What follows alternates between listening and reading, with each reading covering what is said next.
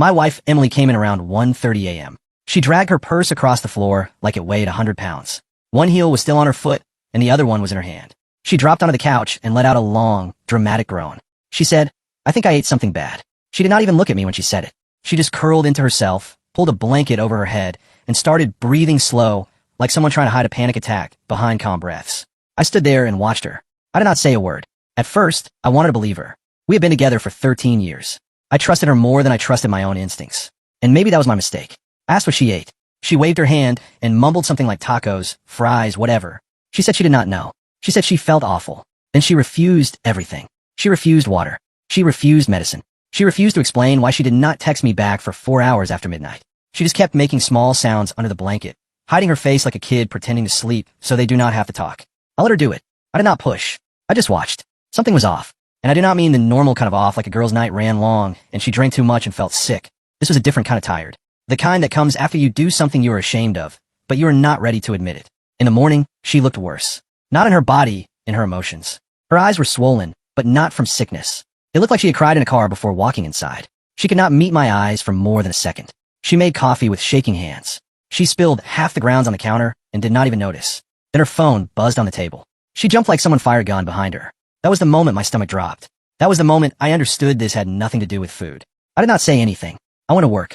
For 8 hours straight, I replayed everything. Her shaking hands. Her stiff shoulders. The way she kept touching her neck like she was checking for marks she hoped were not visible. The way she hid her face under the blanket. The way she avoided my eyes like they were a mirror she did not want to look into. Around 3 p.m., she texted me, "I am going to the clinic. I still feel awful." 2 hours later, she texted again. "They did tests. I will get results tomorrow. Do not worry." But the truth is, I was not worried about her health. I was worried about the truth she was trying so hard to bury. That night, she went to bed early. She said she was exhausted. But I saw her scrolling through her phone, deleting messages, archiving chats, turning her screen away from me. I saw her thumb moving fast, like she was cleaning up a crime scene. I did not confront her. Not yet. The next day around noon, the results came in, and she forgot one thing. We share a family email. Her phone dinged, but she was in the shower. Mine dinged too. I opened the email, expecting maybe a routine message, maybe a reminder, maybe a receipt. Instead, it was a sterile PDF filled with numbers and medical words. And inside that cold file were 2 lines that made my whole body go still. 2 lines no married man ever wants to see next to his wife's name. I did not rush to the bathroom. I did not scream. I did not even breathe for a second. I just sat at the table and read those lines again and again until the shock burned away and something colder settled in. Clarity. A hard, clean kind of clarity I did not know I was capable of. In that moment, I realized something else too. This was not a one-time accident. Not with the way she came home acting sick. Not with the way she jumped at her phone. Not with the way she hid her face like she was hiding shame. I did not forward the results to Emily. I sent them to someone else. Someone who deserved to know what her husband had been doing while my wife was out on a girls' night. When she replied, she wrote, "I need to see you tonight." And I knew everything was about to break open. I did not go home right after work. I was not ready to sit across from Emily and pretend I still believed the story about food poisoning and late-night tacos, or whatever she planned to say next. Instead, I parked my truck 2 blocks from a small cafe where the other man's wife asked to meet. Her name was Claire. I had never spoken to her before. I only knew her name because Emily mentioned her once in the most casual way, like it did not matter. Emily said her coworker felt sorry for Claire because her marriage was falling apart. Funny how people do that. They talk about someone else like they are broken, just to hide their own mess. They throw their guilt on another person so they can feel cleaner. When I walked into the cafe, Claire was already there. Her blonde hair was pulled into a tight ponytail. Her hands were wrapped around her cup, so hard it looked like she needed the heat to keep herself from shaking. She looked up at me with a face that had cried more today than most people cry in a month. I sat down across from her. I asked quietly if she got the results too. She nodded. She whispered, "He told me he was working late." "Did she tell you the same?" I said, "Girls' night. And food poisoning." Claire let out a bitter laugh with no humor in it. It was the kind of laugh that comes out when your heart is breaking and your body does not know what else to do. For a moment, we just sat there, 2 strangers quietly bleeding from the same wound. I did not know why, but sitting across from her made everything feel more real. It was not just my wife lying. It was not just my marriage cracking. It was 2 families, 2 homes, 2 people who did not deserve any of this, tied to 2 liars who thought they were smarter than consequences. Claire pulled out her phone and slid it toward me.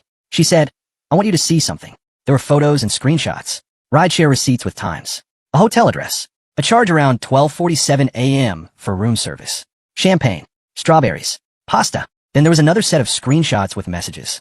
Not jokes, not friendly banter, not something that could be explained away with a smile. These messages were the kind that steal your breath. He wrote, "When she leaves, I will sneak out." Emily wrote back, No one suspects a thing. He is probably asleep. He wrote, I love you. Emily wrote, I love you too. I did not flinch. I did not curse. I did not slam the table. I did not ask useless questions that people ask when they still want to believe there is some innocent explanation. I just nodded, because I knew the truth the moment I read the test results. Claire watched me, probably expecting an explosion. A scene like in movies where the betrayed spouse throws a ring across the room and storms out. But I did not. I asked her, what do you want to do? She swallowed hard. Her throat moved like she was forcing words past pain. She said, I wanted to hear the results out loud, in front of someone he cannot lie to. I did not ask her she meant. I already knew. The truth coming from his wife would hit harder, sharper, cleaner. There would be no place for him to twist it. I leaned back in my seat and rubbed my thumb across my palm slowly, like I was trying to keep my body steady. I said, she thinks she can come home tonight and act like nothing happened. She thinks I will swallow whatever story she practiced in the mirror. Claire asked, are you going to confront her? I said, not alone. Not anymore. We stayed a little longer going through details. Not because we were planning revenge, but because betrayal forces strangers to work together like soldiers. You stop being two separate lives, and suddenly you are two people holding pieces of the same ugly truth. When we parted ways, Claire gave me a small nod and said, tonight. I drove home slowly, not because I needed time to think, but because my hands would not stop trembling. Not from anger. Anger is loud. This was quiet, cold, focused. A calm that felt strange, like my body had turned into stone to survive what my mind could not accept. While I walked into the house, Emily was at the stove, stirring chicken noodle soup. The same soup she always made when she wanted to look fragile and innocent. The same kind of thing she did when she wanted comfort, without questions. She looked at me with that soft, tired face and said, hey, I am feeling a little better. The clinic said it might have just been something you ate. She watched my eyes carefully, like she was trying to see if I was playing along or mocking her. I made a small sound and acted like I accepted it. She said slowly, yeah, something like that. I hummed, pretending to believe she was still sick and still tired and still the woman she pretended to be. But the cracks were there, on her face, in her voice, in the way she kept glancing at her phone like one message could ruin her whole life. Then the doorbell rang. Emily froze. The ladle stopped in the air. Her shoulders stiffened like her body recognized danger before her mind could lie about it. She turned to me with a forced smile and said, can you get that? I look awful. I walked to the door without answering. When I opened it, Claire stood there, calm, controlled, composed in a way that made my skin tighten because I knew the kind of pain it takes to stand that steady. She held a folded piece of paper in her hand. She said, evening. I stepped aside. Emily saw her, and the color drained from her face, so fast it looked like someone pulled a plug. Emily whispered, what are you doing here? Claire did not answer her right away. She looked at Emily like she was looking at a stranger who had wrecked her home. Claire said, not yet. Then she unfolded the paper. The test results. Before Emily could run, or excuse herself, or invent another lie, Claire started reading.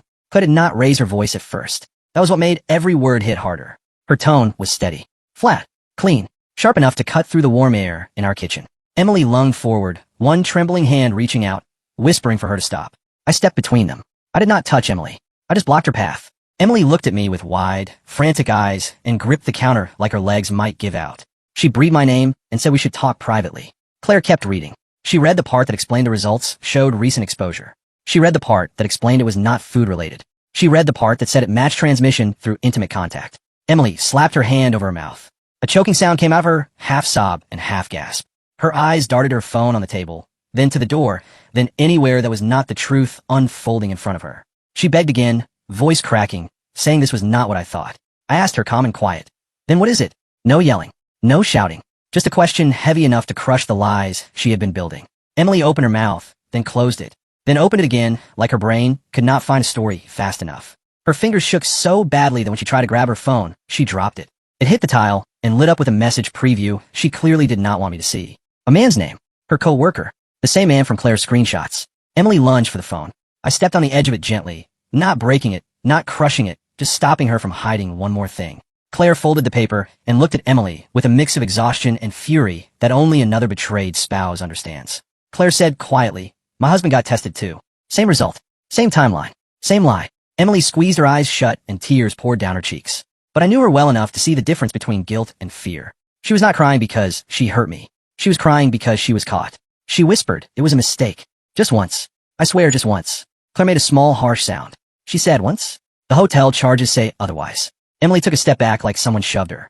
She stammered, I did not think it would get this far.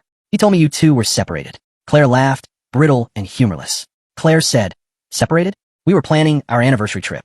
But sure, keep lying. You're good at it. Emily turned to me then, and everything in her face fell apart. She said, Mark, listen. I was drunk. He took advantage. I stopped her with one word, firm and final. Stop. She froze like she hit an invisible wall. For 13 years, I listened to her excuses. I smoothed over her moods. I forgave cold stretches. I ignored late returns. I ignored small changes in her tone that hinted something dark under her smile. But a man can only be blind until he chooses to open his eyes. I said, "You're not drunk. Not last night. Not weeks ago. Not at the hotel." She stared at me in silence, realizing I knew more than she wanted to believe. I said, "I saw the messages. I saw the receipts. I know how you talked to him. I know how long this has been going on." Her lips trembled. Her voice dropped to a whisper. She said, "I did not want to lose you." I said, "You lost me the moment you walked into this house and pretended you were sick." Emily collapsed into a chair and buried her face in her hands like she might drown in her own panic. For a long moment, nobody spoke. Then Claire stepped closer and placed the folded results gently on the table in front of Emily. Claire said, "I want you to understand something. This did not just destroy your marriage. It destroyed mine too. And you did not even flinch when you did it." Emily did not answer. Maybe she could not. Maybe she knew every excuse was too small now.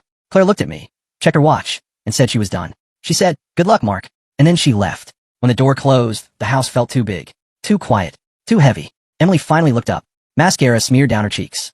Her voice shook as she asked, "Can we fix this? I will do anything. Therapy, counseling, whatever you want. I did not want to lose you. I did not want to lose our home." I repeated the word home because it sounded wrong coming from her. I said, "Our home? Emily, you walked out of it long before today." She shook her head fast, desperate. She said she could change. She said she would block him. She said she would quit her job. Her promises poured out like rapid-fire apologies, frantic and breathless, like she was trying to patch a sinking ship with her bare hands. I let her talk until her words broke into sobs. Then I walked to the drawer where we kept important papers. I did not pull out divorce papers. Not yet. I pulled out a blank folder and placed it on the table in front of her. I said, "You're staying at your sister's tonight." She looked at me, stunned. I said, "Tomorrow we talk about separation, and then we talk to a lawyer." Her face crumbled. She begged me not to do this. I said, "You already did." I took my keys, grabbed my jacket, and walked to the door. She called after me, voice thin and breaking. "Where are you going?" I said, "Somewhere I can breathe." I stepped outside before she could say another word, letting the cold air wrap around me like something clean after too long inside something rotten. I did not look back. Not once. And if you are still listening, subscribe. Because what happened after that night changed everything I thought I knew about loyalty, marriage, and how quietly a life can fall apart. I sat in my truck with the engine off. The street light above me buzzed and flickered, and every time it blinked, it felt like my mind blinked too, like my brain was trying to wake up from a nightmare that refused to end. I did not call my parents. I did not call a friend. I did not text anyone. I did not want comfort yet. Comfort felt like a lie I had not earned. I drove to a quiet parking lot near a small park and sat there, staring through the windshield at an empty swing set that moved slightly in the wind. It made me think about how life keeps moving even when your world stops. Around 2 a.m., my phone buzzed. It was Emily. A long message. A wall of words. I did not open it at first. Another message came in. Then another. I could feel the panic through the screen. Not panic that she hurt me, but panic that she got caught. Panic that her story was dead. I opened the first message. It was apology after apology. She said she loved me. She said she was scared. She said she did not know how it happened. She said she hated herself. She said she felt sick and ashamed. She said she would do anything. But the more I read, the more I realized something. She kept talking about her feelings. She barely talked about what she did. She talked like this was something that happened to her, not something she chose. I locked my phone and stared ahead again. At some point, I fell asleep, sitting upright, jacket still on, hands still tight on the steering wheel like I was holding on to the last piece of my old life. When I woke up, my neck ached and my eyes felt like sandpaper. The sky was gray. Morning had come like it always does, quiet and steady, like nothing in the world had changed. But everything had changed. I went to work anyway. Not because I wanted to, but because my body did not know what else to do. I walked into the building, nodded at coworkers, answered emails, sat in meetings, smiled when someone made a joke. Inside, I felt empty. It is strange how you can be sitting in a meeting talking about schedules and budgets while your marriage is dying in your chest. Around lunch, my phone buzzed again. It was Claire. She wrote, "Are you okay?" I stared at that question for a long time. How do you answer that when your whole life splits open? I wrote back, "I'm functioning." She replied, "Same." Then she wrote something else. She told me her husband came home late that morning. He tried to act normal. He kissed her cheek. He asked what was for breakfast. He even tried to make a joke like he was still the same man. Claire said she looked at him and felt nothing but cold. She said she did not confront him yet. She wanted to, but she wanted to do it the right way. She wanted facts lined up like bricks so he could not slip out. She wanted to look him in the eye and watch him try to lie. I understood that feeling. Because once you see the truth, you stop wanting drama. You start wanting clarity. You start wanting clean answers and hard proof. After work that day, I did not go home. I drove to a quiet office building where an old friend of mine works. He is a lawyer, not a divorce lawyer, but a lawyer anyway. And I needed someone to speak in facts, not feelings. He did not give me a long speech. He did not tell me what choice to make. He just told me what to protect. He told me to document everything. He told me to keep copies of emails and proof. He told me not to make big moves without thinking, because big emotional choices can create real legal problems later. He told me something that stuck in my chest. He said separation is not revenge. Separation is a boundary. That night, I went home, but not to sleep in the same bed where I used to believe we were safe. Emily was not there. She went to her sister's like I told her. The house smelled like chicken noodle soup and sadness. Her blanket was still on the couch. Her coffee cup was still in the sink. The kitchen light was still on, like she left in a hurry and forgot to turn it off. I walked into the bedroom and stared at our bed for a long time. It looked normal. Clean sheets. Pillows. The same lamp on the nightstand. But it felt like a stranger lived there. I pulled out a spare set of sheets and made a bed on the couch. I slept maybe 2 hours. In the morning, Emily came back to pick up more clothes. She walked in like someone walking into a courtroom. Slow steps. Red eyes. Face swollen. She looked smaller than usual, not because she lost weight, but because she lost power. For years, she had been the one who could change the mood in a room. She could smile and make me forget we were fighting. She could cry and make me feel guilty. She could turn away and make me chase her. Now none of that worked. She asked if we could talk. I told her we could talk, but I was not going to argue with reality. She nodded fast like she would agree to anything. Then she said what I expected. She said, "I never meant to hurt you." I looked at her and said, "Meaning does not change what you did." She said she felt lonely. I asked her why she never said that in a real way. Why she never asked for help. Why she never told me she was struggling before she chose someone else. She cried and said she did not know. I said, "You knew enough to hide it." That sentence hit her harder than shouting ever could. She tried to explain how it started, like it was an accident, like she tripped and fell into another man's arms. She said he listened to her. She said he said the right things. She said she felt seen. I told her, people who want what you have always say the right things. That is how they get inside your life. She said she felt stupid. I told her, "You're not stupid. You're selfish." That word made her flinch like a slap. I had never said it to her before. She started crying harder, saying she would do anything now. I said, "Doing anything would have been telling me the truth before you brought danger into our home." The word danger changed her face, because that was the part she did not want to focus on. She wanted this to be about romance and mistakes and emotions. But I could not forget the test results. I could not forget that she came home acting sick because she was afraid. Afraid of what she caught. Afraid of what she passed on. Afraid of what her secret was doing to her body. That is not romance. That is recklessness. She asked if I hated her. I said, "Hate takes energy. What I feel right now is grief." She asked if I could forgive her. I said, "I do not know. I'm not going to lie to make you feel better." She said she did not want divorce. I said, "Divorce is not a weapon. Divorce is a consequence."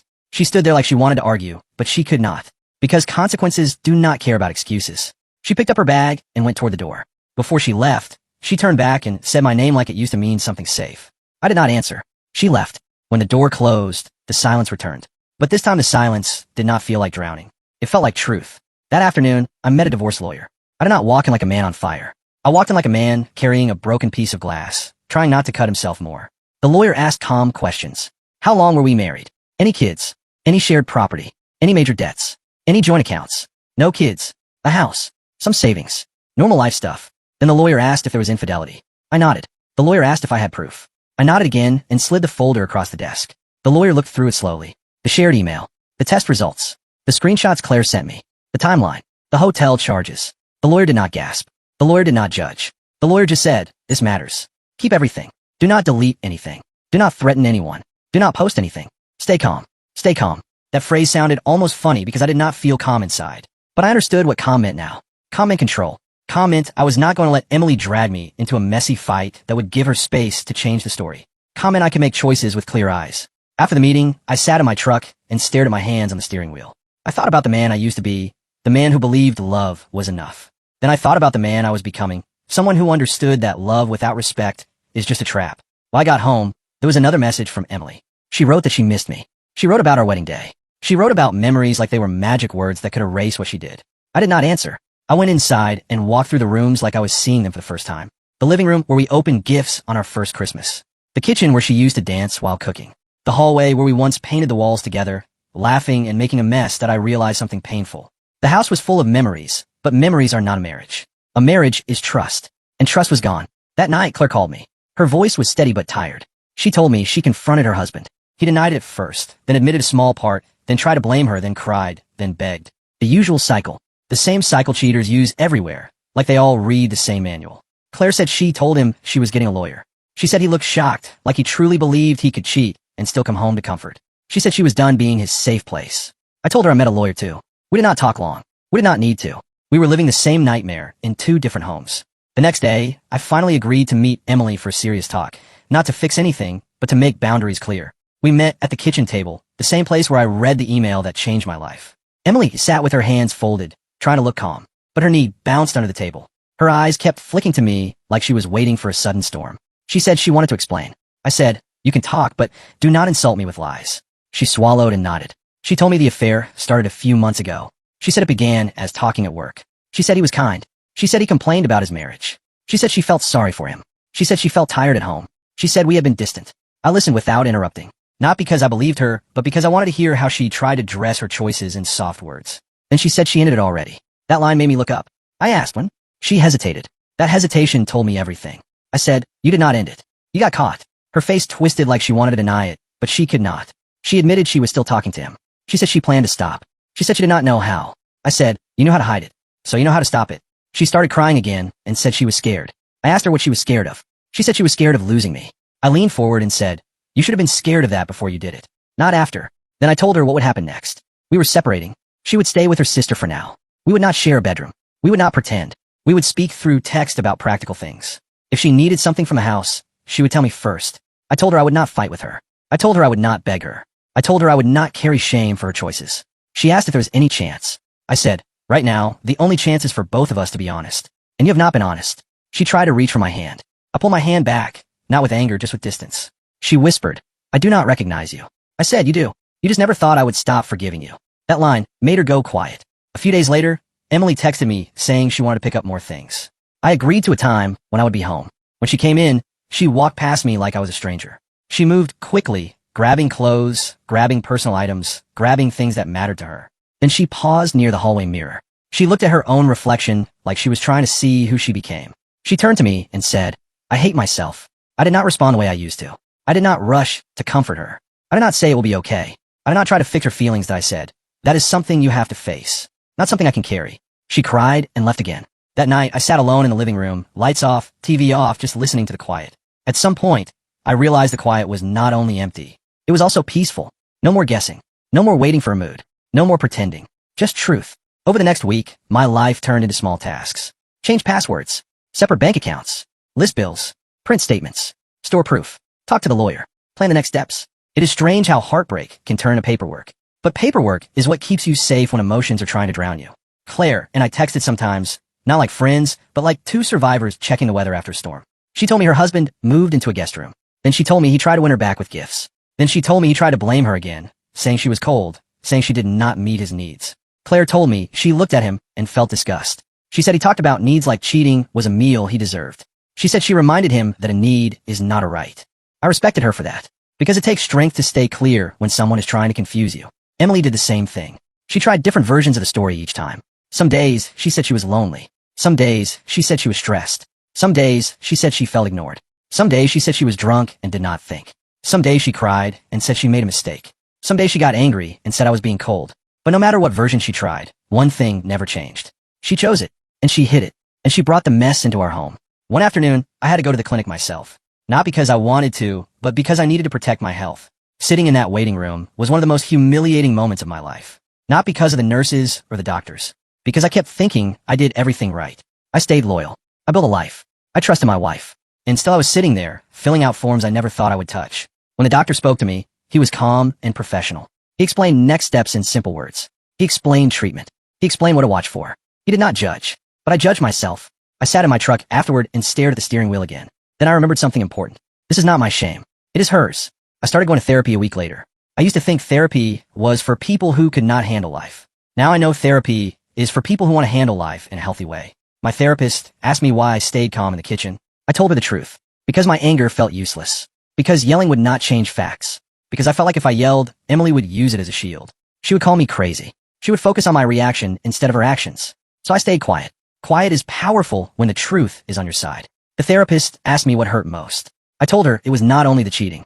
It was the acting, the pretending to be sick, the lying in my face, the way she hid under a blanket like a child, the way she used our shared life as cover. The therapist nodded and said something that stuck.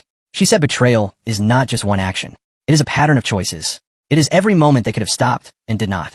That sentence made my chest tighten because it was true. Emily could have stopped when he first flirted. She could have stopped when the messages got personal. She could have stopped before meeting him. She could have stopped before the hotel. She could have stopped before coming home and acting sick. She could have stopped before deleting messages. She could have stopped before looking me in the eyes and lying. She did not stop. Weeks passed. Then Emily asked if we could try counseling together. Part of me wanted to laugh. Not because counseling is funny, but because she wanted counseling after she burned the house down. Still, I agreed to one session, not as a promise, but as a way to close the door properly, like turning a key instead of slamming. In the session, the counselor asked Emily why she cheated. Emily cried and said she did not know. The counselor asked her again, gently. Emily said she felt unhappy. I asked her a simple question. I said, if you were unhappy, why did you not talk to me before you talked to him? Emily could not answer without blaming something. She tried to say I worked too much. I told her, working too much is not an excuse for betrayal. She tried to say she felt unseen. I told her, feeling unseen is not a reason to risk my health. The counselor asked Emily if she understood the damage. Emily said yes, but I could see something in her eyes. She understood she was caught. She did not fully understand what it did to my trust. Because trust is not a light switch. You cannot turn it back on just because you feel sorry. After the session, Emily asked if I felt any hope. I told her the truth. I said, I feel relief that I know the truth. I feel grief for what we lost. I feel disgust at what you did. I do not feel hope right now. She cried again. She asked if I still loved her. That question hurt more than I expected, because love does not vanish fast. Love can still exist, even when the relationship is broken. I said, I love the person I thought you were. I do not know who you are right now. She nodded, like she finally understood that she did not just lose my trust. She lost her image in my mind. A few days later, Emily told me she quit her job. Not because she suddenly grew morals, but because the workplace was becoming a battlefield. Rumors started. People noticed things. Someone saw texts. Someone saw them together at lunch. She told me she did it to show me she was serious. I told her quitting a job does not erase the past. She asked what else she could do. I told her, you cannot do anything to change what happened. All you can do is stop making it worse. She asked if we could still live in the same house until paperwork was done. I said no, because I was not going to share a roof with someone who could look me in the eyes and lie. Because every time she walked into a room, my body tightened. Because my home did not feel like home when she was there. So she stayed with her sister. I stayed in the house. Some nights, I slept well. Some nights I did not. Some nights, I woke up sweating from dreams where I was back at that kitchen table staring at the email again and again. But slowly, something changed. I started noticing small things I used to miss. I noticed how quiet mornings can be peaceful. I noticed how I could drink coffee without waiting for someone else's mood. I noticed how I could go to the gym and feel my body get stronger, like strength was coming back from a place inside me I forgot existed. I noticed how my friends looked at me with respect when I told them I did not scream. I did not break anything. I just chose clarity. One weekend, my brother came over. He brought pizza and sat with me in the living room. He said he wanted to ask something. He asked why I did not notice earlier. That question is painful, but it is also normal. I told him the truth. Because love makes you excuse things. Because I wanted peace. Because I thought trusting my wife was the right thing. Because I believed loyalty would be returned. Because I told myself every red flag was just stress, just work, just life. And because I did not want to become suspicious and paranoid. My brother nodded and said something simple. He said, trust is not stupidity. It is courage. She just did not deserve it. That sentence felt like a bandage on a wound that kept opening. Later that night, Claire called me again. She said her husband finally admitted the truth fully. He admitted it was not once. It was many times. He admitted they planned it. He admitted they laughed about it. Claire said the laughing part hurt most. I understood. Because cheating is bad, but mocking you while doing it is worse. Claire said she was filing for divorce. She asked me what I was doing. I told her I was close. The truth was, I still had moments where I wanted to believe Emily could become the person I thought she was. Not because she deserved it, but because my brain was still trying to hold the old life. But every time I thought about giving her another chance, I saw her face under the blanket, breathing slow like she was hiding panic. I saw her jump when her phone buzzed. I saw her eyes, swollen from crying in a car. I saw the message preview on her screen, and I remembered that she did not confess. She got caught. A month later, Emily asked to meet me again. She said she wanted to talk without lawyers, like we used to talk. She said she wanted one last chance to explain. We met in a public place, a quiet coffee shop, because I did not want her in my house, and I did not want her tears in my kitchen again. She looked tired. She looked older. She had lost that bright energy she used to carry like perfume. She said she was sorry again. I did not interrupt. Then she said something new. She said, I think I sabotaged us because I did not feel good enough for you. That line surprised me. Not because it excused anything, but because it felt like the first time she was looking inward instead of blaming the world. I asked her what she meant. She said she watched me build my career. She watched me stay steady. She watched me stay loyal. She said she felt like she was not growing the same way. And instead of working on herself, she escaped into attention from someone else. I listened. I believed she might mean it. But meaning it now does not change choices then. I told her, you did not just sabotage us. You endangered me. You lied to my face. You came home and acted sick, so I would not ask questions. That is not a mistake. That is a plan. Her eyes filled with tears again. She asked what I wanted. I said I want peace. I want honesty. I want to stop living inside your lies. She asked if divorce was final. I said, I'm moving forward with it. She sat back like she lost the last piece of air in her lungs. She whispered, "I ruined everything." I said, "Yes, you did." Then I stood up. Before I left, I said one more thing. I said, "I hope you become a better person, but I do not want to be the one who waits while you learn how." I walked out. I did not look back. A week after that, Emily tried a different approach. She got angry. She texted me late at night, saying I was cold, saying I was punishing her, saying I was acting like I was perfect. I did not argue. I replied with one line. I said, "I am not perfect. I am faithful." She did not respond. That silence told me she finally understood there was no story that made her look clean. As the divorce process moved forward, I learned things I never wanted to learn. I learned how to list assets. I learned how to split accounts. I learned how to talk to a lawyer without letting my voice shake. I learned how to read legal documents without feeling like I was reading my own death certificate. I learned that grief comes in waves, and sometimes the wave hits you in the middle of a grocery store aisle when you see your favorite cereal. I learned that anger can show up late, quietly, when you're washing dishes and suddenly you remember a detail, like how she did not even look at you when she said she ate something bad. I learned that healing is not a straight line. Some days you feel strong. Some days you feel like you were back at the start. One night, I found an old photo album in the closet. It had pictures from our early years. Trips, holidays, smiles. I sat on the floor and flipped through it slowly. For a moment, I missed her so badly my chest hurt. Then I realized I was not missing who she is. I was missing who I thought she was. That is a different kind of loss. A loss of an idea. A loss of a dream. I closed the album and put it back. Not because the memories were fake, but because they were not enough to build a future on. Later, Claire texted me something that made me pause. She said, "I keep thinking about how calm you were. How did you do that?" I thought about it before replying. Then I told her the truth. I said, "I did not stay calm because I was strong. I stayed calm because I finally understood that the truth was louder than anything I could shout." Claire replied with a single word. Same. Months passed. The divorce moved forward. Emily stopped texting as much. I think she realized her words did not work on me anymore.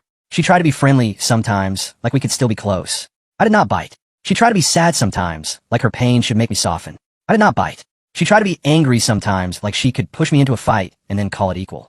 I did not bite. I kept choosing quiet. I kept choosing clean decisions. I kept choosing reality. One evening, the lawyer called and said the paperwork was ready. I sat at my kitchen table again, the same table where I read the email, and I signed documents with a pen that felt heavy in my hand. When I finished, I stared at my signature. It looked like mine. But the man writing, it was not the same man from before. That man believed love was enough. This man knew love must come with respect, honesty, and safety. After the documents were signed, I drove to the park again, the same place I sat on that first night. The swing set was still there. The trees were still there. Life was still moving.